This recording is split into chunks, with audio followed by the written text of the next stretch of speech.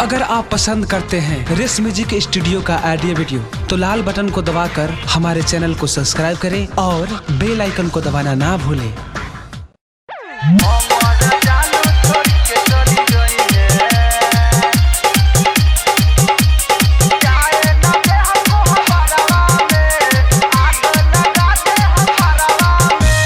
हमारा जानू छोड़ी के चली जाई है, हमारा जानू छोड़ी के चली जाई है। सुतला के रोतिया में बड़ा याद आई है, रोआ बजा के हम तो घरवा में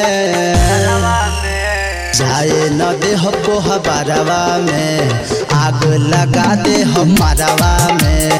जाए न दे हमको हबारवा में, आग लगा दे हमारवा में। हमारा जानू छोड़ के चली जाई है।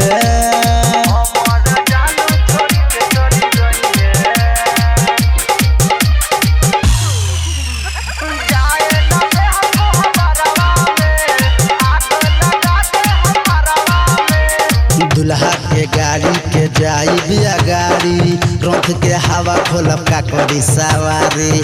होई बवाल जदि केहू जे बोली, कलर पकड़ ले हम होई मारा मारी।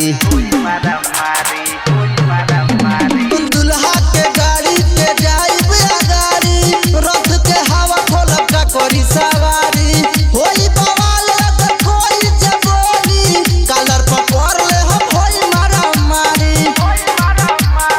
ओके ना दे हबरे भाई जय माला, जानू के हमारा ना छुई उसाला।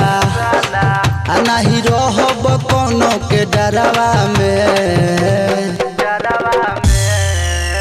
जाए ना दे हमको हबारवा में, आग लगा दे हमारवा में। जाए ना दे हमको हबारवा में, आग लगा दे हमारवा में।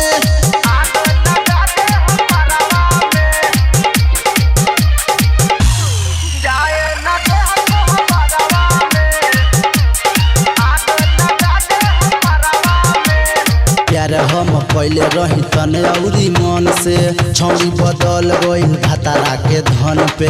ऐसे न चुपे भाई बैठी के रह, भोरे ले जाई डोली कैसे के सहब। प्यार हम पहले रही तने औरी मन से, छौड़ी बदल गई भतारा के धन पे। ऐसे न चुपे भाई बैठी के रह, भोरे ले जाई डोली कैसे के सहब। सनो शराबी के भूले न पाई, याद जब आई तो बड़ी पछताई। फेरा लागे न दे हबो सरवा में, जाए न दे हमको हबारवा में, आग लगा दे हमारवा में। जाए न